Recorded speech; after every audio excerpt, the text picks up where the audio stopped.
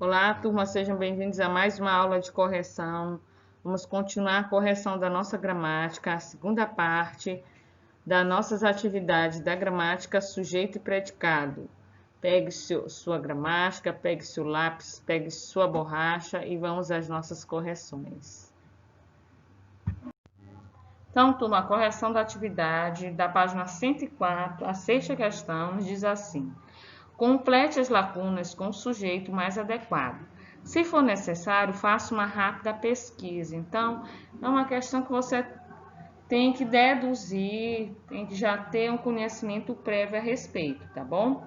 Então, são responsáveis pela segurança do país, naturalmente que são as Forças Armadas.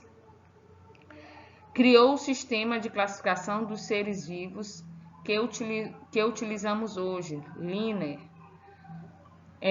Foi criador da teoria evolucionista. Quem foi? Foi Charles Darwin. E aqui é o ramo da biologia que estuda a nomenclatura e a classificação dos seres vivos, o que é a taxonomia, tá bom? São os seres vivos que possuem mamas, naturalmente, que você deve ter colocado que são os mamíferos. E aí, ó, quem é considerado o rio mais volumoso do mundo? O Amazonas. E quem banha a costa brasileira e africana? O Oceano Atlântico. E foi o maior produtor de exportação da República Velha. Naturalmente, aí que você já deve ter visto em alguma aula de história o café, né, turma? Então, corrijam direitinho, tá? E vamos à próxima questão. Turma, temos aí a sétima questão, da 104 ainda, que nos diz assim: leia o texto e, em seguida, responda às questões. Caroline expressou sua vocação científica desde cedo, aos 5 anos. Ele cuidava sozinho de um jardim, pois já se mostrava muito interessado por botânica. Mais tarde, aos 20 anos, começou a faculdade de medicina, onde aprimorou seus estudos sobre as plantas. Isso mesmo, naquela época os médicos estudavam botânica também. O conhecimento aprimorado da botânica era fundamental, pois receitavam ervas para os seus pacientes. Temos aí a letra A. Quando vimos o conceito de sujeito desinencial, observamos que é possível, digamos, economizar palavras. Essa economia se dá por meio da elipse, ou seja, da omissão de um termo, facilmente identificável na frase. Pensando nisso, identifique o sujeito das formas verbais, expressou e cuidava e mostrava. Nós vimos, né, que o sujeito desinencial, observando aí a palavra desinencial, vai nos lembrar de quê? De desinência. Então, se nós observarmos a desinência verbal, nós encontraremos o sujeito da oração, tá bom? Então, a resposta seria: o sujeito das formas verbais são, respectivamente, Caroline. Em ele, ou seja, ele cuidava, ele expressou, ele cuidava e mostrava já. Então, a letra B. Qual desses sujeitos é mais informativo?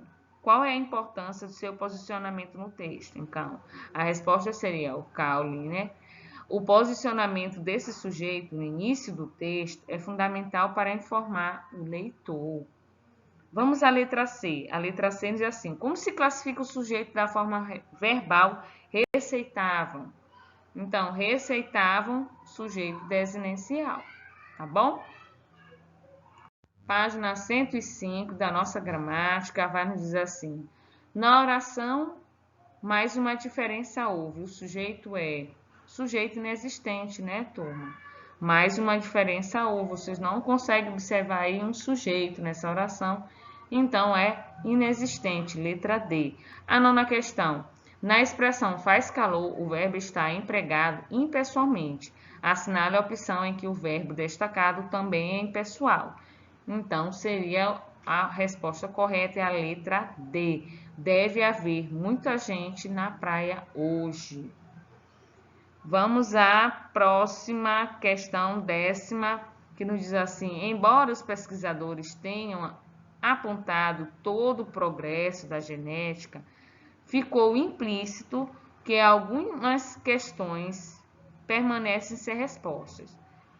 No que tange ao câncer, por exemplo, ainda não chegaram a conclusões definitivas sobre o verbo destacado. Pode-se dizer que aí o sujeito é sujeito simples, letra D, tá bom, turma?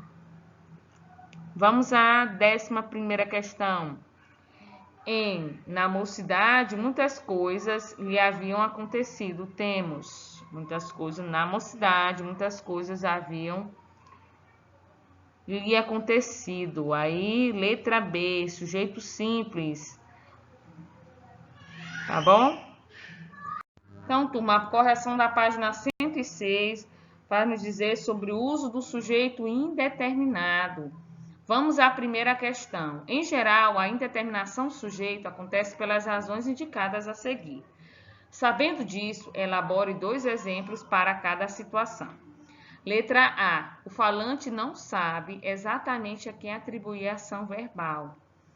Então, nós já vimos em aulas anteriores que onde que eu vou perceber a indeterminação do sujeito? Ele tem sujeito, ele é indicado, só que não se consegue determiná-lo, por isso é indeterminado, certo? Então, uma resposta aí, uma sugestão de resposta, você poderia ter botado: arrombaram a porta da minha casa, ou então ligaram para mim e não se identificaram.